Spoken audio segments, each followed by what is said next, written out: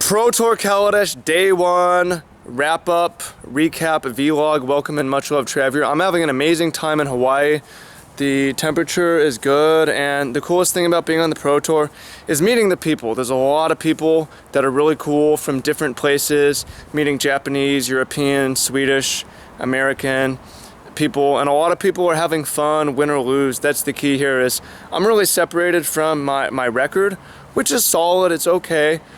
But it's just good it's just amazing to travel. And meet people. That's the coolest part about it. As for the deck, it's doing well. We have Zach Elsick is 4-1, sitting at 7-1 with the deck, and we have Gary Wong who's 4-1, sitting at 6-2 with the deck. I'm 2-3, sitting at 5-3, but I lost a mirror match to Gary, which was pretty funny because Gary boarded Fevered Visions for the mirror. I'm not boarding for the mirror because there's 7 of us or whatever, 10, maybe a couple other teams, but I thought it didn't make sense to have a bunch of sideboard cards versus control. Worked out for Gary today, but we have a few other players. Andrew 0-3'd his draft and then dropped after 1 round, and then there's 3 French guys. One of them 0-3'd and dropped, and one of them is 4-4, and another one was 5-2 last I checked. So the deck is doing well despite my own mediocre performance with it. However, I'm very happy to be 5-3 because I 3-0 draft, and for whatever reason constructed limited I'm 12-7 or 12-7 lifetime in a Pro Tour drafts.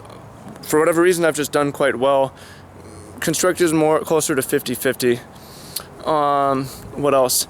Yeah, I came off the 3-0. Round 4, I was paired against Reed Duke, and I'm gonna ramble back and forth in this video. And man, I crushed Reed Duke game 1. He had to read Dynavolt Tower. He was playing red-white vehicles, but I punted game 2. It was a really hard line. I mean, it was a punt. It was unintuitive. One thing about playing controls is it's really hard to play, and that's what I wanted. Is I didn't want to come to the Pro Tour and play the Marvel deck and flip 6. I wanted to come and compete with the pros and try my best at decision making in games, and that's what I got. I had some really good games today. Some grind 'em out victories, some grind 'em out losses. And ultimately, I felt stupid in some matches, which is great. That's what I want.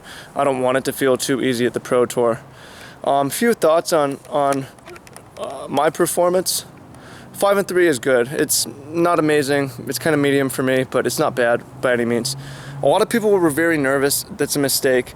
You can control nerves by just telling yourself to relax, taking deep breaths, and saying it's just a game. It doesn't matter too much.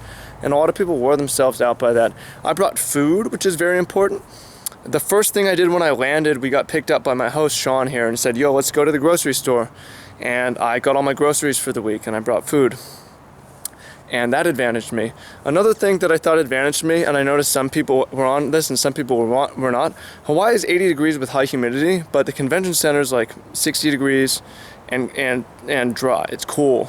So I brought, I have my clothes, but I had long johns, pants, and shirt.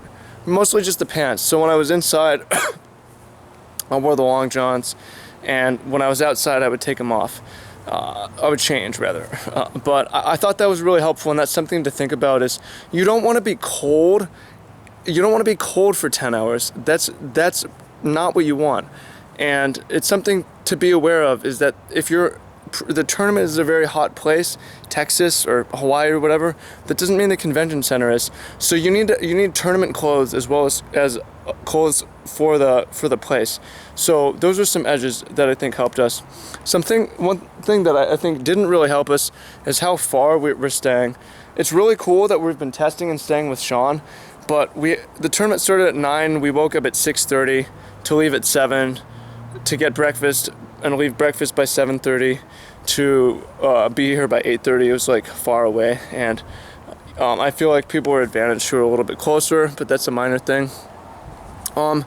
Tomorrow, Zach had a deck tech, which is really cool with BDM. They give it to whoever's winning. But if Zach 6-2s, he'll make it into the top 8, and we'll see this list in the top 8. If I 6-2, I will qualify for.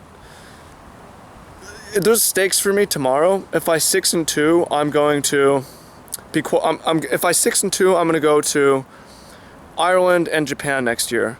And regardless, I'll probably go to France for a retreat. I may or may not, a game shape type thing, fitness training.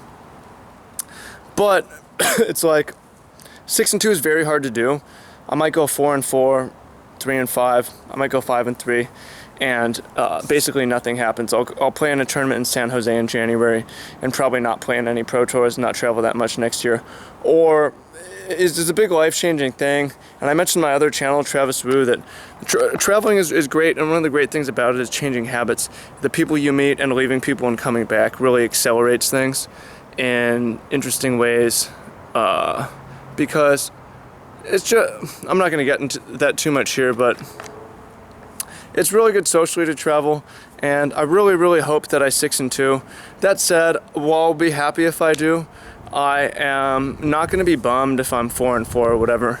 And I'm excited to not think about competitive Magic for a little while outside of coaching the guys in the mastermind, because I've got a month here and I'm going to be working on Magic and so on. But man, it's like I've been binging so hard, and there's other things I want to do with my life. So I'll look forward to playing in day 2 tomorrow, and thanks. One key is, whatever I do, I don't want condolences. I had a lot of people writing to me with frowny faces after I lost. That's the last thing I want. I am not very emotionally connected to my results. Like, you know, I'm divested by getting a bunch of other people, or a handful of other people, to play the deck. I'm divested by not caring so much besides the travel. I'm divested by building my self-esteem up from other things. I'm divested by setting my expectations low. So one thing to think about, especially if you interact with people who play in tournaments and play in tournaments, is not to project condolences and negativity and sadness on people when they lose, because if they're not looking for that, then it's a low EQ, emotional intelligence move to do that. It's better to just say, cool, you got the next one, well, I'm rooting for you, keep going. Like, just, that's something to think about, and I think it raise your EQ up. So anyways, I'll see you tomorrow. I'm tired as hell. Thanks for all the support. It's been awesome. Shout out to the Twitch chat. Thanks for hyping me. That's hilarious. People are getting banned in the Twitch chat for saying T-Woo, supposedly. T-Woo hype. And Magic for Good, Magic Mastermind. Shout out to everyone who's collabed with the deck. Shout out to the other YouTubers who have been supporting. Rogue Deck Builder, MTGHQ, some of the other ones. And much love, and I'll see y'all tomorrow.